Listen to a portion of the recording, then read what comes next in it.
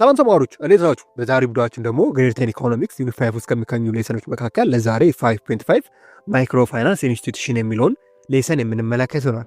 በተለይም በዚህ ሌሰን ማይክሮ ፋይናንስ ኢንስቲትዩሽን ምንድናቸው፣ ምን አይነት ኃላፊነት አለባቸው፣ አለም ምን ጥቅም ይሰጣሉ የሚለውን ነገር የምናይና የምንመለከት ይሆናል። ለዚህ ቻናል አዲስ ከሆናችሁ ቻናላችንን ሰብስክራይብ በማድረግ ፋሚሊ ሁኑ። ይህ ቪዲዮ ደግሞ እንደናንተ ላሉ ተማሪዎች እንዲደርስ ቪዲዮውን ላይክ እንዲሁም ሰብስክራይብ ማድረጉን አይርሱ። ቀጥታ ወደ ዛሬ ሌሰን እንግባ። በመጀመሪያ ማይክሮ ፋይናንስ ኢንስቲትዩሽን ምንድናቸው ብለን ከማየታችን በፊት አጠር ያለ ሂስትሪ አለም ስለ ማይክሮ ፋይናንስ ኢንስቲትዩሽን ባክግራውንድ ለማየት እንሞክር። ኢት ራን ባንክስ had already tried to provide loan to poor household in different country in the world።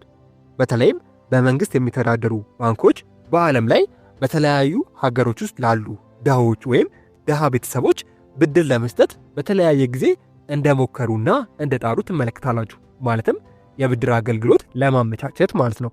but they only left a legacy of the inefficiency። ነገር ግን ይሄ ነገር አሊያም ይሄ ሲስተም ብዙም ፍሩትፉል እንዳልሆነ አሊያም ብዙም ውጤታማ እንዳልሆነ ትመለከታላችሁ በተለያዩ ምክንያቶች ማለት ነው። በዚህ የተነሳ providing loan the poor was no collateral was an issue for so many years። በዚህም የተነሳ ለድሆች ብድር ያለማስያዣ መስጠት ለረጅም ጊዜያት እንደ ችግር ሆኖ ቆይቶ እንደነበረ ትመለከታላችሁ። መቼም ወደ ባንክ ቤት ሄዳችሁ ብድር የሚፈልጉ ከሆነ የሆነ ኮላተራል አሊያም ማስያዣ ትጠየቃላችሁ።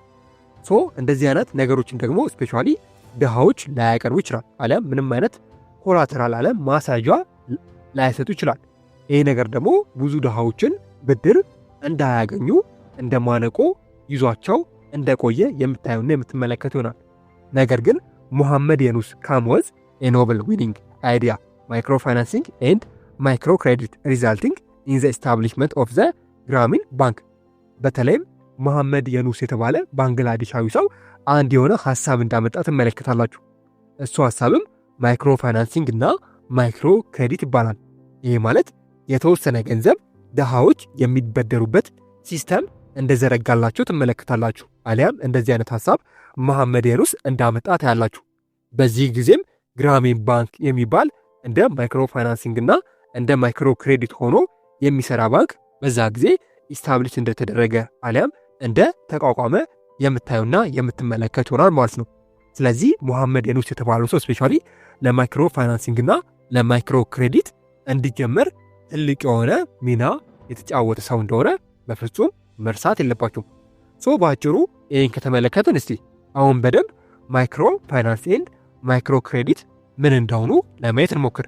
ማይክሮ ፋይናንስ ኢንስቲትዩሽን የምንላቸው አሊያም ጥቃቅንና አነስተኛ ብድር የሚሰጡ ተቋማት የምንላቸው ነገር the financial institute that give access to financial service የፋይናንሻል ሰርቪስ አሊያም የፋይናንሻል አገልግሎት የሚሰጡ ተቋማት እንደሆኑ ትመለከታላችሁ። ምን አይነት ሰርቪስ አሊያም ምን አይነት አገልግሎት ነው የሚሰጡት ብለን በምንመለከትበት ጊዜ such as saving, credit, insurance and money transfer to the people። ስፔሻሊ ሰዎች መጥተው ገንዘብ እንዲቆጥቡ እንዲበደሩ ኢንሹራንስ አሊያም የመድን ሽፋን፣ ከዛ በተጨማሪም ሰዎች ገንዘብ ከአንድ ቦታ ወደ ሌላ ቦታ ትራንስፈር እንዲያደርጉ የሚያስችሉ አነስተኛ ተቋማት እንደሆኑ ትመለከታላችሁ። what makes microфinancing different from other anti-poverty tools in the idea that improve the living condition of the poor through own effort። በተለይም እነዚህ ማይክሮ ፋይናንሲንግ ከሌሎች የፋይናንሻል ሴክተር የሚለዩባቸው ነገሮች በራሳቸው ጥረት የድሆችን የኑሮ ሁኔታ ያሻሽላል የሚል ሐሳብ አሊያም እምነት እንዳላቸው ትመለከታላችሁ። ይህ ማለት አንድ ድሃ ካለ ስፔሻሊ ራሱን በቢዝነስ መለወጥ ይችላል ብለው ያስባሉ። ቅድም እንዳልኳችሁ አንድ ሰው ወደ ባንክ ቤት በሚሄድበት ጊዜ ኮላተራል አሊያም ብድር ይጠይቃል። ይህ ነገር ደግሞ ለአንድ ለድሃ ሰው የማይታሰብ ነገር ነው።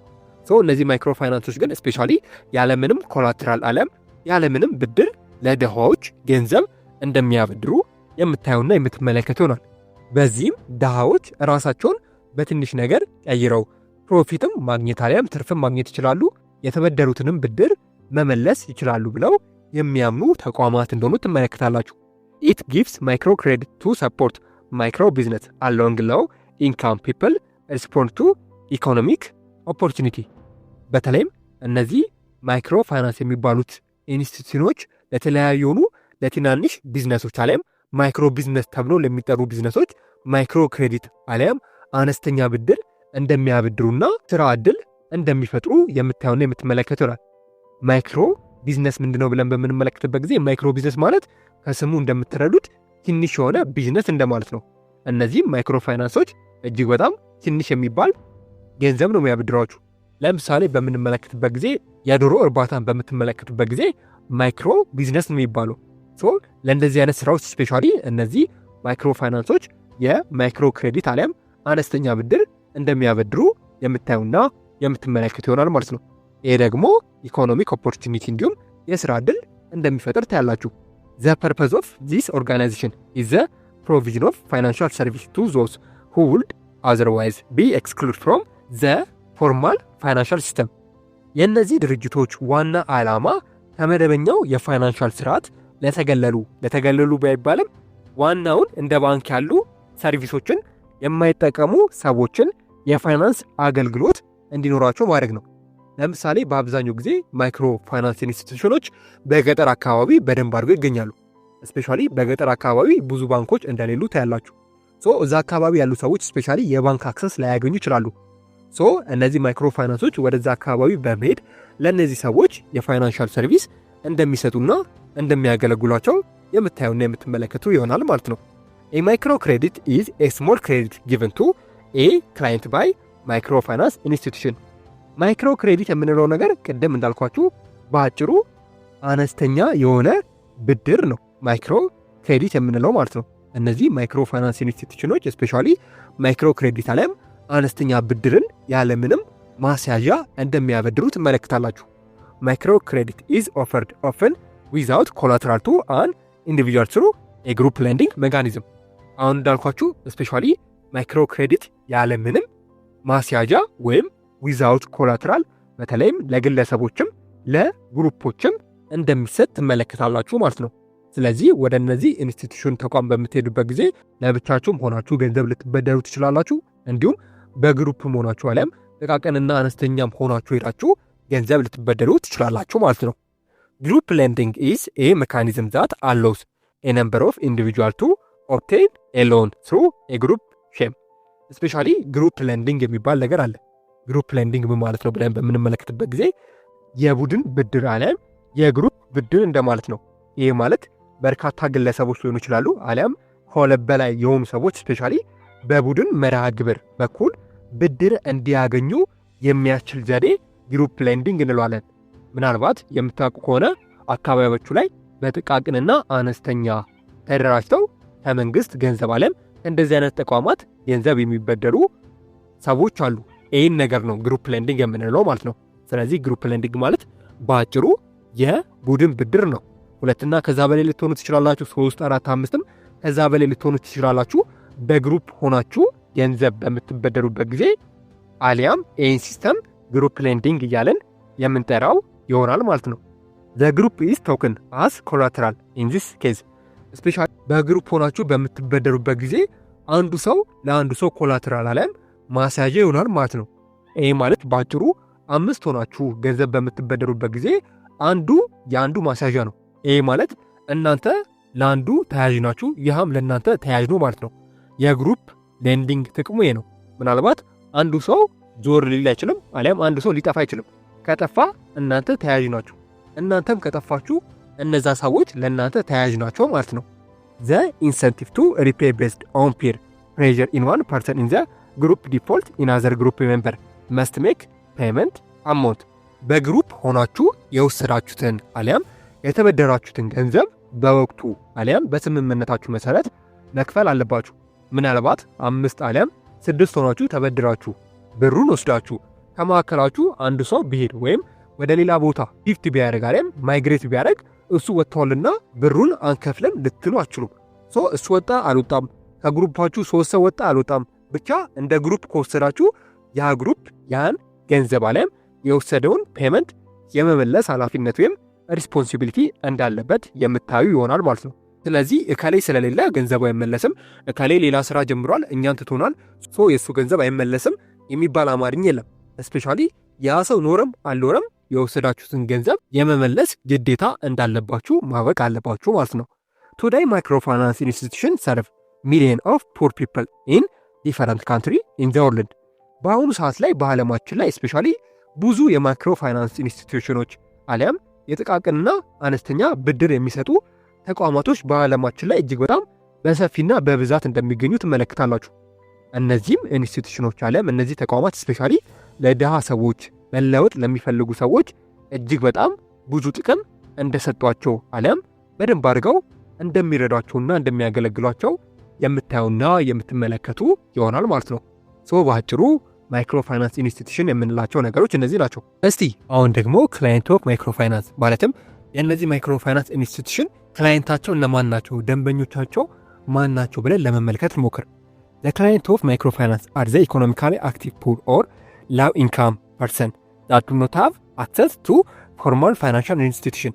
በአብዛኛው የእነዚህ ማይክሮ ፋይናንስ ክላይንቶች ወይም ደንበኞች ፎርማል የሆነ ፋይናንሻል ኢንስቲትዩሽን የማይጠቀሙ ስፔሻሊ ደግሞ ድሃ የሆኑ አሊያም ኢኮኖሚካሊ ላው ኢንካም ያላቸው ሰዎች የማይክሮ ፋይናንስ ክላይንት አሊያም ደንበኞች እንዲሆኑ ትመለከታላችሁ። በብዛት የማይክሮ ፋይናንስ ክላይንት አሊያም ደንበኞች የሚባሉት ኢኮኖሚካሊ አክቲቭ ፑር የሆኑ አሊያም ላው ኢንካም የሚያገኙ ሰዎችና ስፔሻሊ ፎርማል የሆነ የፋይናንሻል ኢንስቲትዩሽን አክሰስ የማያደርጉ ሰዎች የነዚህ የማይክሮ ፋይናንስ ኢንስቲትዩሽን ክላይንት አሊያም ደንበኛ እንደሆኑ የምታዩና የምትመለከቱ ይሆናል። This economically active poor client of microfinance must have economic opportunity and entrepreneurial skill as the money they receive money not be used the consumption but for productive purpose። በተለይም እነዚህ ኢኮኖሚካሊ አክቲቭ ፑር የሆኑ ሰዎች ማለትም የእነዚህ ማይክሮፋይናንስ ክላይንቶች አሊያም ደንበኞች ስፔሻሊ ገንዘብ ከተበደሩ በኋላ ገንዘቡን ማዋል ያለባቸው ኢኮኖሚካሊ ኦፖርቹኒቲ መፍጠር ከዛም በተጨማሪ ኢንተርፕረነሪያል ስኪል አሊያም ክህሎት ላይ ነው እንጂ ለኮንሰፕሽን ማዋል የለባቸውም እያለን ነው። ይህ ማለት ምን ማለት ነው ብለን በምንመለከትበት ጊዜ አንድ ሰው ከነዚህ ማይክሮፋይናንስ ተቋም ገንዘብ ሄዶ በሚበደርበት ጊዜ አሊያም በግሩፕም ሊሆን ይችላል፣ በግሩፕም ሆናችሁ በምትበደሩበት ጊዜ ይህን የተበደራችሁትን ገንዘብ ለስራና ለስራ ብቻ ነው እንጂ ማዋል ያለባችሁ ለኮንሰፕሽን አሊያም ለፍጆታ ነገር ማዋል የለባችሁም እያለን ነው። ይህ ማለት ለግል ጥቅማችሁ ማዋል የለባችሁም እያለ ነው። አንድ ሰው በትንሽዬ ቦታ ዶሮ ለማርባት ፈልጎ ገንዘብ ከወሰደ በኋላ ያን ገንዘብ መጠቀም ያለበት ዶሮ ለማርባት ነው እንጂ ቤቱን ለማስተካከል የቤቱን ዕቃ ለማሟላት አሊያም ሌላ ነገር ለማድረግ አይደለም። ስፔሻሊ ገንዘቡ የሚበደረው ማለት ነው። ስለዚህ የተበደራችሁትን ገንዘብ ለኮንሰፕሽን ሳይሆን ለስራና ለስራ መጠቀም እንዳለባችሁ ይነግራችኋል። በተለይም ለዚህ አዋጩ ነገር ግሩፕ ለንዲንግ የሚባለው ነገር ነው። ግሩፕ ለንዲንግ ሜካኒዝም has been proven to be a good option for lending the money to the economically active poor። especially ግሩፕ ለንዲንግ የሚባለው ነገር አለም በግሩፕ ሆናችሁ የምትበደሩ ገንዘብ በጣም አሪፍ የሆነ ሜካኒዝም ነው። ለምንድነው አሪፍ የሆነ ሜካኒዝም? ለምንድነውስ አብዛኛው ሀገር ውስጥ ያሉ የማይክሮ ፋይናንስ ኢንስቲትዩሽን ተቋማት ለቡድን ሆኖ አለም በግሩፕ ሆኖ ለሚመጡ ሰዎች ገንዘብ የሚያበድሩት ብለን በምንመለከትበት ጊዜ in this mechanism each member of the group is guarantee collateral for the other። ቅድም ከላይ እንደተመለከትነው አንዱ ለአንዱ ተያያዥ ነው አሊያም ኮላትራል ነው። ይህ ነገር ደግሞ ለነዚህ ማይክሮ ፋይናንስ ኢንስቲትዩሽኖች ገንዘብ ለማበደር እጅግ በጣም ይመቻቸዋል። ቢኮዝ ገንዘብ በሚበደሩበት ጊዜ ምንም አይነት ኮላትራል ወይም የቤት ካርታ ወይም የመኪና ሊብሬ አይጠየቁም። ነገር ግን በግሩፕ በሚመጡበት ጊዜ አንዱ የአንዱ ተያያዥ ነው፣ አንዱ ደግሞ የአንዱ ተያያዥ ነው። ይህ ሲስተም ደግሞ ለማይክሮ ፋይናንስ ኢንስቲትዩሽኖች በደንብ አድርጎ እንደሚጠቅም ትመለከታላችሁ። The effectiveness and sustainability of group lending mechanism depends on the strength of social ties and the influence of peer pressure in the society። በተለይም እንደ ግሩፕ ሆናችሁ ገንዘቡን በምትበደሩበት ጊዜና ወደ ስራ በምገቡበት ጊዜ ስፔሻሊ ውጤታማና ስኬታማ የምትሆኑት እናንተ ስራና ስራ የምትሆኑ ብቻ ከሆነ ስራችሁን በአግባቡ የምትሰሩ ከሆነ በመካከላችሁ ውስጥ አለም በግሩፕ ውስጥ መከባበር፣ መቻቻል፣ የመለወጥ ስሜት ካለ ነው እንጂ ስፔሻሊ ከግሩፑ መካከል የሚበጠብጥ ሌላ ነገር የሚያደርግ ሰው ካለ ስፔሻሊ በግሩፕ ሆናችሁ የተበደራችሁትን ብድር ስፔሻሊ ውጤታማ ላያረጋችሁ ይችላል፣ አለም የሚፈልጉበትን ኢፌክቲቭ የሆነ ስራ ላይሰራላችሁ ይችላል ማለት ነው። በአጭሩ ዋናዎቹ የማይክሮ ፋይናንስ ክላይንት የሚባሉት እነዚህ እንደሆኑ የምታዩና የምትመለከቱ ይሆናል ማለት ነው። እስቲ አሁን ደግሞ ማይክሮ ፋይናንስ እና መኒ ሌንደር ምንድናቸው ልዩነታቸውስ ምንድን ነው ብለን ለማየት እንሞክር። ኢንፎርማል መኒ ሌንደርስ አር ዘ ሞር ዳይሬክት ኮምፒቲሽን ኦፍ ዘ ማይክሮፋይናንስ ኢንስቲትዩሽን። ስፔሻሊ ኢንፎርማል የሆኑ መኒ ሌንደሮች የማይክሮፋይናንስ ኢንስቲትዩሽን ደንበኛ የሆኑ ተቀናቃኞች አሊያም ተፎካካሪዎች እንደሆኑ ትመለከታላችሁ። በአጭሩ መኒ ሌንደር የምትሏቸው ነገሮች ህጋዊ ናቸው የማትሏቸው፣ ህገወጥ ናቸው ብላችሁ በሙሉ አፋችሁ የማትናገሯቸው፣ ጀስት በአጭሩ ገንዘብ አበዳሪዎችን መኒ ሌንደር እንላቸዋለን። ጀስት ላይክ እንደ አራጣ አበዳሪ አይነት ማለት ነው። ሶ መኒ ሌንደር ማለት በአጭሩ ይሄ ነው። መኒ ሌንደሮች ስፔሻሊ የማይክሮ ፋይናንስ ኢንስቲትዩሽኖች ደንበኛና የመጀመሪያ ተቀናቃኝ ላይም ተፎካካሪ እንደሆኑ የምታዩና የምትመለከቱ ነው። ዘ ኢንተረስት ቻርጅድ ኢንፎርማል መኒ ሌንደርስ ኦልሞስት ኦልዌይስ ፋር ኤክስድ። ስፔሻሊ የነዚህ የኢንፎርማል መኒ ሌንደር ወይም እነዚህ አበዳሪዎች በተለይም ኢንተረስት ሬታቸው አሊያም ወለዳቸው እጅግ በጣም ሲበዛ ፋር ኤክሰስድ እንደሆነ አሊያም ከፍተኛ የሆነ ወለድ እንደሚቀበሉ ትመለከታላችሁ። እነዚህ የገንዘብ አበዳሪዎች በተለይም ገንዘቡን ለመበደር ቀላል ነው፣ ነገር ግን ገንዘቡን ለመመለስ አሊያም የተበደራችሁትን ገንዘብ ለመስጠት እጅግ በጣም ከባድ ነው። ቢኮዝ ወለዱ አሊያም ኢንተረስቱ እጅግ በጣም ከፍተኛ ስለሆነ ማለት ነው። The informal money lenders most of the time lend money to the poor who has no access microfinance institution or even where microfinancial institution exists. Some poor people may prefer the informal money lender. በተለይም እነዚህ ኢንፎርማል መኒ ሌንደር አሊያም አበዳሪዎች የሚባሉት ነገር አብዛኛው ጊዜ ማይክሮፋይናንስ ኢንስቲትዩሽን የሌሉበት ቦታ ሆነው የሚሰሩ ናቸው። ነገር ግን እስቲል ማይክሮፋይናንስ ኢንስቲትዩሽን ያሉበት ቦታ ራሱ እነዚህ መኒ ሌንደሮች በአብዛኛው ጊዜ የሚገኙ ይሆናል።